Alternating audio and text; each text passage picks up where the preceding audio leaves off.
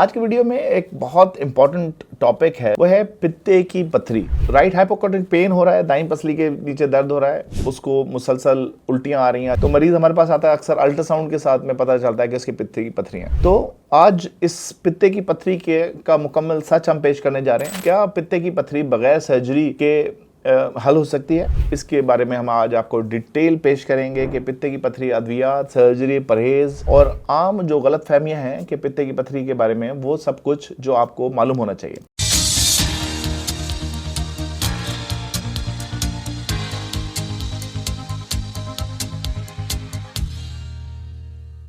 अस्सलाम वालेकुम नाज़रीन, मैं हूं doctor Syed Asif Raza Zaidi. I am associate professor of gastroenterology and hepatology, Sheikh Zayed hospital Lahore. आपके किसी अजीज की अल्ट्रासाउंड में पित्ते में पथरी तशखीस होती है तो यकीनन आपके जहन में कई सवालात पेश होते हैं। क्या ये ऑपरेशन कराना वाकई ज़रूरी है? क्या ये पथरी बगैर सर्जरी के अद्वियात या देसी इलाज से पिघल सकती है? कौन सी ग़िज़ाओं से परहेज़ करना चाहिए? आज की इस वीडियो में हम तमाम सवालात के तफसील से जवाब देंगे। हम दवाई बमुकाबला सर्जरी का मवाजना करेंगे। परहेज जो होगा उसके बारे में, कौन कौन सी ग़िज़ाएँ जो हैं जिनको परहेज करना चाहिए इसमें, वो बताएंगे। और 3 ऐसे आम गलतफहमियों को दूर करेंगे जो आपकी सेहत के लिए ख़तरनाक साबित हो सकती हैं।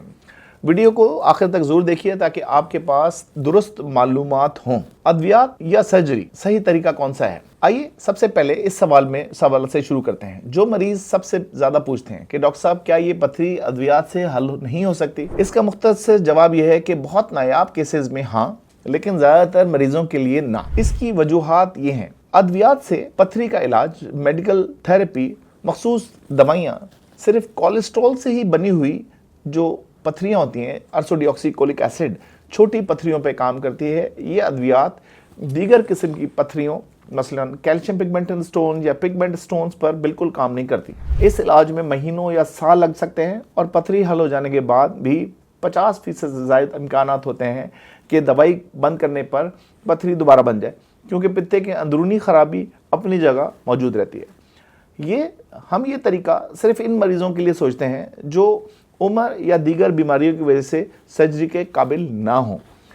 सर्जरी के जरिए इलाज, लेप्रोस्कोपिक कोलेस्टेक्टमी, जिन मरीजों को पथरी की वजह से दर्द या तकलीफ हो रही होती है, इनके लिए सर्जरी ही वाहिद और बेहतरीन हल है। आजकल ये काम लेप्रोस्कोपिक कैमरे वाले ऑपरेशन के जरिए होता है, जिसमें सिर्फ छोटे से सुराख किए जाते हैं पेट पे और मरीज की जल्द से जल्द सेहतयाब होकर मरीज घर चला जाता है। याद रखें, सर्जरी में सिर्फ पथरियाँ ही नहीं बल्कि पूरा पित्ता निकाल दिया जाता है।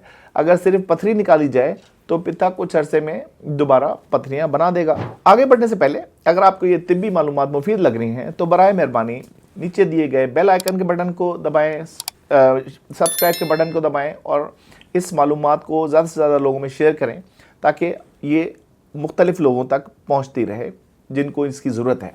अब बात करते हैं दूसरे हिस्से की तरफ, ग़िज़ा की, कि किन ग़िज़ाओं से ऐसे लोगों को परहेज करना चाहिए जिनके पित्ते में पथरियाँ हैं। जी, चिकनाई वाली ग़िज़ाएँ पर सुर्ख क्रॉस लगाएं और सेहतमंद खुराक यानी ग्रीन सब्जियां, फाइबर पर ग्रीन टिक लगाएं। ये बहुत ज़्यादा ज़रूरी है। जब भी आप चिकनाई वाली ग़िज़ा खाते हैं, पित्ता सिकुड़ता है और ताकि वो चिकनाई हज़म कर सके, बाइल सुफ्रा आगे भेज सके। लेकिन अगर पित्ते में पथरी हो तो ये कॉन्ट्रैक्शन, सिकुड़ना जदीद दर्द का बायस बन जाता है, जिसे बिलरी कोलिक या पित्ते का दर्द कहते हैं।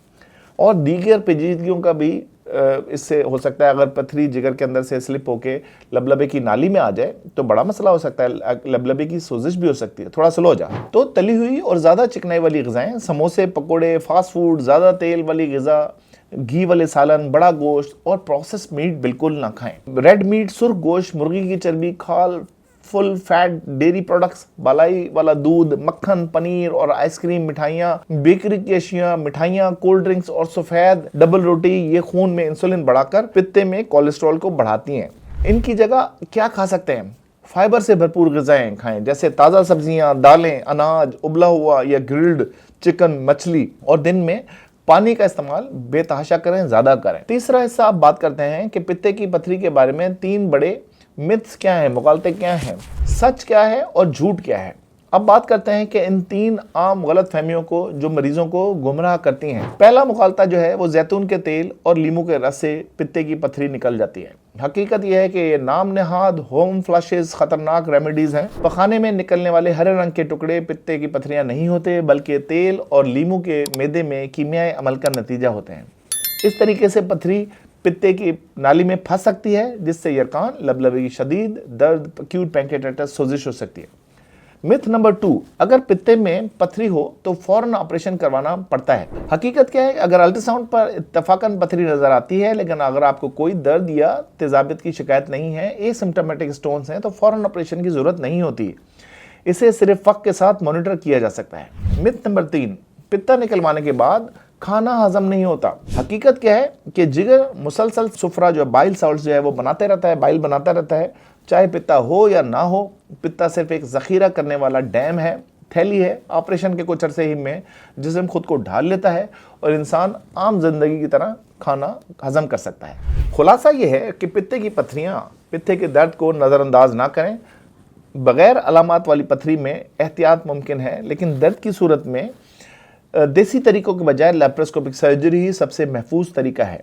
अगर आपको खाने के बाद शदीद दर्द, बुखार या आंखों में पिलाहट महसूस हो तो फौरन किसी माहिर अमराज मैदा जिगर से रब्ता करें। मेरे पास जो मरीज आते हैं जिनके पित्ते में पथरियां होती हैं, उनको मैं एक बहुत सिंपल सा मशवरा देता हूं कि देखिए, अगर आप इस लंबे इलाज की तरफ जो मेडिसिन के इलाज के दौरान अगर आपको लबलबे की सोजिश हो जाए, ये पित्ते में से पथरी निकल के जिगर की नाली में आ जाए, तो आपको बजाय एक ऑपरेशन के आपको 2 ऑपरेशन कराने पड़ सकते हैं।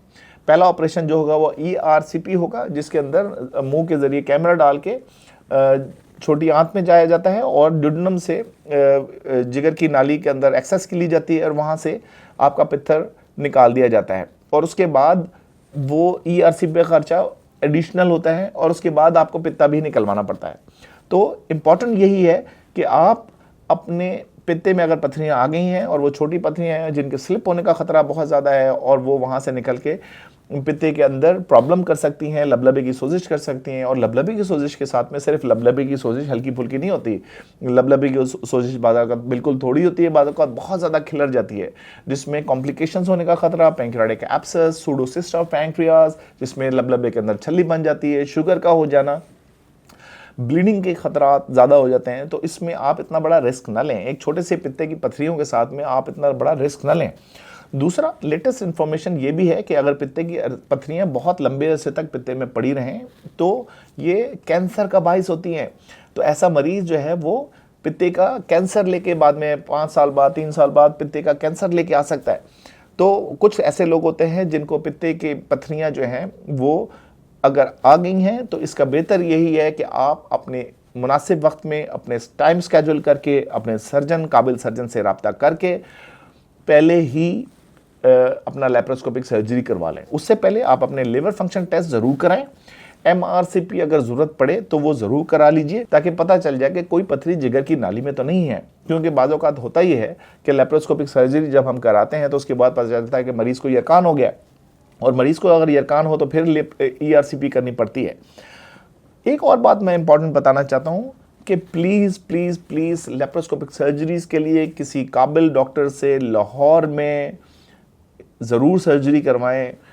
प्लीज़ इसके साथ लैप्रोस्कोपिक सर्जरी के साथ बहुत ज़्यादा कॉम्प्लिकेशंस हैं। हम रोज़मर्रा की बुनियादों पे ये चीज़ें देख रहे होते हैं कि पेरिफेरी में, लाहौर से बाहर मुख्तलिफ लोग लैप्रोस्कोपिक सर्जरीज करते हैं जिनको नहीं आती सर्जरीज करना प्रॉपरली।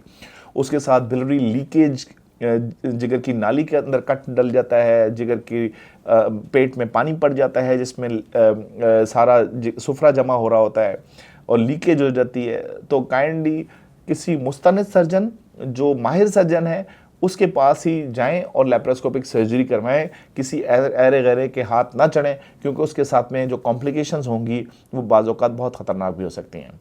अपने दोस्तों का बहुत ज़्यादा ख्याल रखें।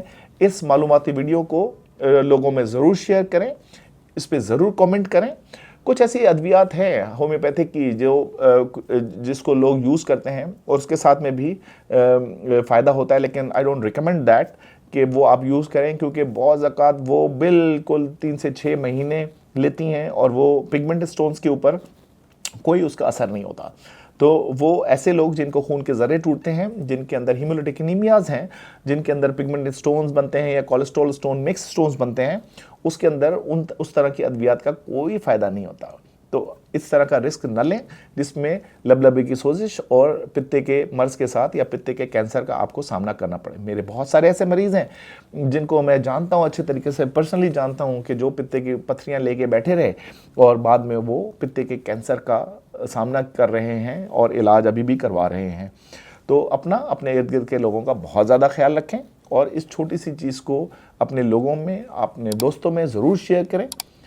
अपना और अपने दोस्तों का ख्याल रखें। अल्लाह हाफ़िज़। अस्सलाम वालेकुम।